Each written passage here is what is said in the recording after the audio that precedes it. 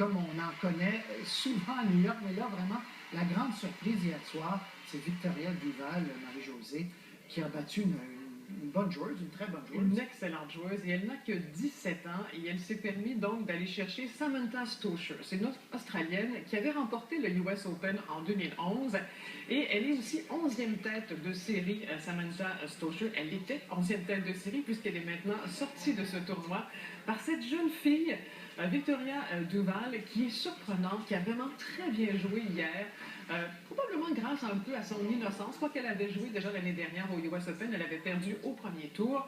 Elle est 291, 16e joueuse au monde, je le rappelle. On va écouter ses émotions après sa victoire et surtout sa toute petite voix. Vous allez voir, on dirait qu'elle est encore plus jeune que ses 17 ans. I know Sam is a great champion, and I watched her when she won the US Open, and I know she didn't play her best today, and this is the best I've played in my career, so I'm really excited. Ouais, donc, oui, le meilleur match de sa carrière. De sa carrière, sa longue carrière. Sa longue carrière. Et elle a une histoire un peu banale. Elle est haïtienne. Oui. Il y a des liens avec Montréal. Absolument. Elle est née aux États-Unis. Elle a vécu à Haïti jusqu'à l'âge de 7 ans. Effectivement, son père vit à Montréal maintenant. Mais dès son jeune âge, elle a vécu des choses assez difficiles. Lorsqu'elle avait 7 ans, justement, elle a été victime d'une prise d'otage. Elle et quelques cousins, prise d'otage armée, des gens qui voulaient voler la famille. Et suite à ça, justement, les parents se sont dit, on ne vivra plus ici, on retourne aux États-Unis, sauf le père. Le père qui est resté là parce qu'il est médecin et il voulait continuer sa médecine. Et puisque je vous parle du père, Jean-Maurice Duval, il était à Haïti le 12 janvier 2010. Évidemment, je parle de cet immense tremblement de terre. Et lors de ce tremblement de terre, il est resté coincé sous les décombres de sa maison. Il est médecin, il sait ce qui se passe, il n'est pas bien du tout. Il réussit à rejoindre par téléphone sa femme qui est à Atlanta et regardez bien ce qu'il disait. He was under the house, and he was sort of kind of giving us his last words. He said to my mom, tell the kids I love them and all that stuff, and my mom just collapsed on the floor. She said, no, no, no, you're gonna make it. Il s'en est en effet sorti, il était très amoché. Quand il est sorti de là, il en avait tout au plus pour une journée à vivre. Il a eu la chance que des amis à Atlanta lui paient un avion ambulance qui l'a amené en Floride pour le soigner.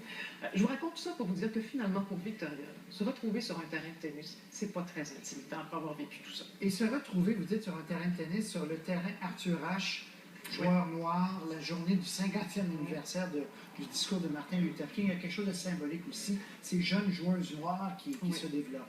Absolument. Écoutez, c'est fabuleux parce qu'il n'y a pas si longtemps que ça, dans le fond, le tennis, c'était un sport qui était très, très, très, très blanc. Le premier, effectivement, ça a été Arthur Ashe, qui a été très bon au milieu des années 60, tout au long des années 70. D'ailleurs, il a été le premier noir américain à remporter le US Open en 1968. Après lui, il y a eu, pour l'instant, il y a James Blake, qui est là depuis une quinzaine d'années, qui a déjà annoncé qu'il prendrait sa retraite à la fin de l'année. Il a gagné une dizaine de tournois. Mais chez les filles, vraiment l'arrivée des sœurs Williams, Serena et Venus, je crois, a vraiment marqué l'imaginaire de toutes ces jeunes femmes-là. Évidemment, je vous parlais aujourd'hui de Victoria Duval, elle est 296e. Est-ce que ce n'est qu'un coup d'éclat qu'elle nous a donné? Est-ce qu'elle va poursuivre? Il y a des gens déjà qui la comparent à Venus Williams, dont son premier entraîneur, Nick Bollettieri, qui est une sommité dans le monde du tennis.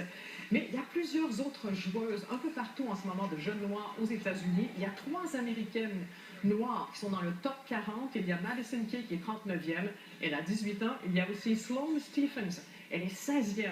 Elle a 20 ans. Elle a gagné son match de premier tour, justement, au US Open cette semaine. Elle est de mieux en mieux. Elle a fait de bonnes performances dans les grands chelems cette année.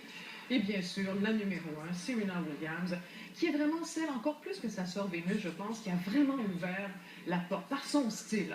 En plus d'imposer sa couleur, elle a imposé un style, toujours des vêtements très colorés, très à la mode, un style agressif, elle veut toujours gagner, et ses résultats, bien sûr.